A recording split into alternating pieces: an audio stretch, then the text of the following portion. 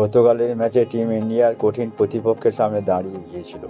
যদিও প্রথম দুটি ম্যাচে জিতে 2-0 ব্যবধানে এগিয়ে ছিল ভারত, কিন্তু তৃতীয় ম্যাচে ইংল্যান্ডের কাছে হেরে 3-0 ব্যবধানে লিড নেওয়ার স্বপ্ন অধরাই থেকে গেল।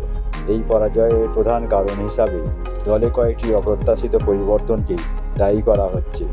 অনেকেই মনে করছেন প্লেইং 11-এ পরিবর্তন আনাই ভারতের জন্য বুমেরাং হয়ে দাঁড়িয়েছে। তাই আগামী ম্যাচে আগে দল নতুন কৌশল সাজিয়ে মাঠে নামতে চলেছে। দ্বিতীয় ম্যাচে ভারতের ব্যর্থতা। 22 জানুয়ারি ইডেন গার্ডেন্সে সিরিজের প্রথম ম্যাচে ইংল্যান্ডকে সহজেই হারিয়েছিল ভারত।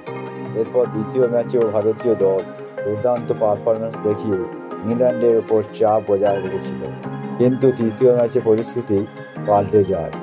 রাজকোটের মাটিতে ব্যাটিং বিপর্যয়ে পড়তে হয় ভারতীয় দলকে। বল হাতে বরুণ চক্রবর্তী ও হার্দিক পান্ডিয়া ভালো পারফর্ম করলেও ব্যাটিং বিভাগে প্রত্যাশিত ফল দিতে ব্যর্থ হয়। ফলে ইংল্যান্ড সহজেই ম্যাচের নিয়ন্ত্রণ নিয়ে নেয়। এই পরাজয়ের পর দলের কম্বিনেশন নিয়ে ব্যাপক আলোচনা শুরু হয়েছে। বিশেষজ্ঞদের মতে প্রথম দুটি ম্যাচে অপরিবর্তিত দলই ভালো পারফরমেন্স করছিল, কিন্তু তৃতীয় ম্যাচের আগে একাদশে পরিবর্তন আনায় ভারসাম্য নষ্ট হয়েছে। ফলে চতুর্থ টি-20-র আগে দলে বড়সড় পরিবর্তন আনার সিদ্ধান্ত নিতে যাচ্ছে ভারতীয় ক্রিকেট বোর্ড। দলে পরিবর্তনের সম্ভাবনা। রিঙ্কু সিং ফিরছেন, বাদ পড়তে পারেন জুডেল। তৃতীয় ম্যাচে রিঙ্কু সিং মাঠে পিঠের চোটের কারণে খেলতে পারেন, যার অভাব ভারত স্পষ্টভাবে অনুভব করেছে। রিঙ্কুর মতো একজন ফিনিশারের অভাবে দলের ব্যাটিং লাইন আপ ভেঙে পড়ে। তাই চতুর্থ ম্যাচের আগে তাকে একাদশে ফেরানো হতে পারে। তবে তরুণ ব্যাটসম্যান ধ্রুব জুরেল ধারাবাহিক ব্যর্থতার কারণে বাদ পড়তে পারেন। শিবম দুবের সুযোগ পাওয়ার সম্ভাবনা।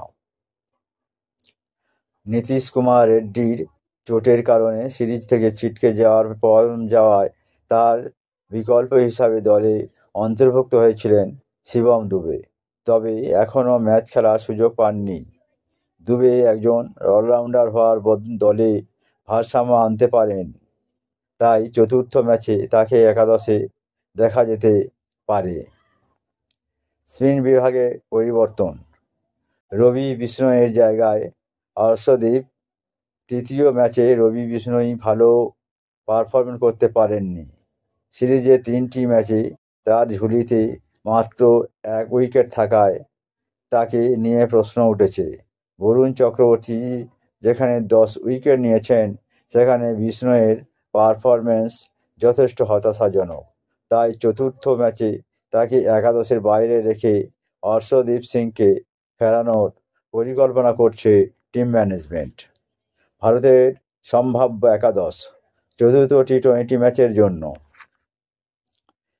1 সঞ্জু স্যামসন উইকেটরক্ষক, 2 অভিষেক শর্মা, 3 তিলক বর্মা, 4 সূর্যকুমার যাদব অধিনায়ক, 5 রিঙ্কু সিং, 6 শিবম দুবে, 7 হার্দিক পান্ডিয়া, 8 অক্ষর প্যাটেল, 9 হর্ষদীপ সিং, 10 মোহাম্মদ শামি এবং 11 বরুণ চক্রবর্তী।